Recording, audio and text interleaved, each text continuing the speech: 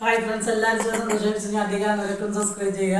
നമ്മൾ ക്രിസ്മസ് ആയിട്ട് നമ്മൾ വട്ടയപ്പില്ലാത്ത ക്രിസ്മസ് എന്താണെന്ന് അറിയാം. നമ്മളിത് വട്ടയപ്പ് ഉണ്ടാക്കുമ്പോൾ ഇതിന് മുന്നേ ഒരു പ്രാവശ്യം വീഡിയോ അപ്ലോഡ് ചെയ്തിട്ടുണ്ട്.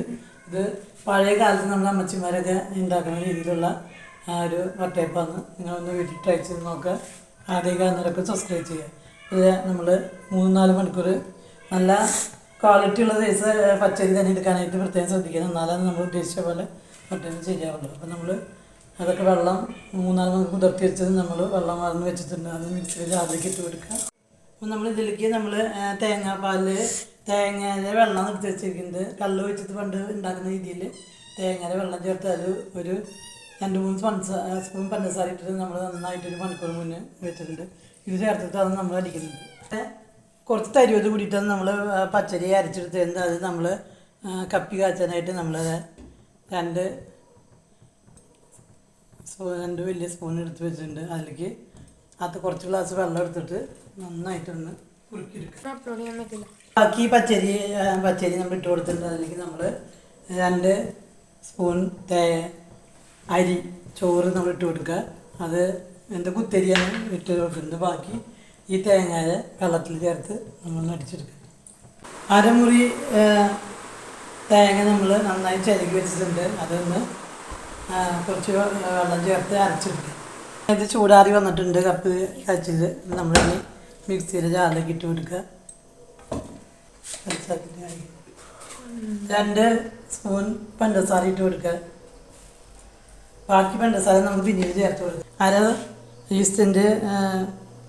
ഈസ്റ്റാണ് നമ്മൾ ഉപയോഗിക്കുന്നത്. അത് പുതിയതാണ്, പഴയത് ഉപയോഗിക്കരുത്. പുതിയ തന്നെ വാങ്ങിച്ചതാണ് ഉപയോഗിക്കുന്നത്. അപ്പോൾ അത് 1/2 സ്പൂൺ ചേർത്ത് കൊടുക്കുക. ഒന്ന് മിക്സിയിൽ ജാറൊന്ന് അടിച്ചെടുക്കുക.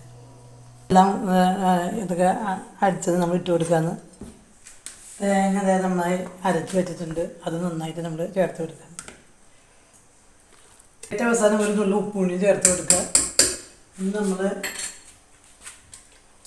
നന്നായിട്ടൊന്ന് കൈവച്ച് നന്നായിട്ടൊന്ന് ഇളക്കി അധികം വെള്ളം കൂടി പോകാൻ നമ്മൾ നോക്കണം. ഇത് ടയറ്റായിട്ടുള്ള ഒരു ഇതിലാണ് നമ്മൾ അടച്ചു വയ്ക്കുന്നത്. ഞാൻ ഈ കുക്കറിലാണ്, വേറെ ഒന്നും ഉപയോഗിക്കാത്ത കുക്കറിൽ ഒന്ന് മൂടി വെച്ച് 6 മണിക്കൂർ കഴിയുമ്പോൾ നമ്മൾ ഇതൊക്കെ നന്നായി പൊന്തിയിട്ടുണ്ടാവും. അപ്പോഴാണ് നമ്മൾ വട്ടയപ്പം ഉണ്ടാക്കാൻ ആരംഭിക്കുന്നത്.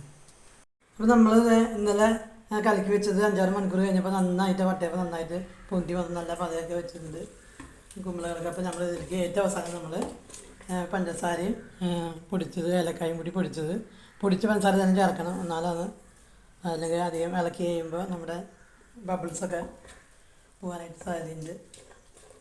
നമ്മളൊരു സ്റ്റീമറിൽ കുറച്ച് വെള്ളമൊക്കെ വെച്ച് നന്നായി തിളപ്പിച്ച് ആവി വന്നിട്ടുണ്ട്. അതിലേക്ക് നമ്മൾ ഈ കേക്കിൻ്റെ ട്രേ ആണ് എടുത്തിരിക്കുന്നത്.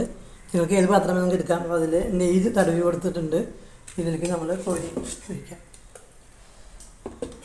ഒന്ന് നന്നായിട്ട് ആവി കയറ്റുക. അപ്പോൾ നമ്മൾ നല്ല സോഫ്റ്റായി വട്ടയപ്പം നമ്മൾ റെഡി ആയിട്ടുണ്ട്.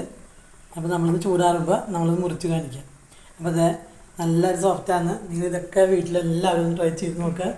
നല്ലൊരു ക്രിസ്മസിന് നല്ലൊരു വട്ടയപ്പം നിങ്ങൾ എല്ലാവരും വീട്ടിൽ ട്രൈ ചെയ്യുക.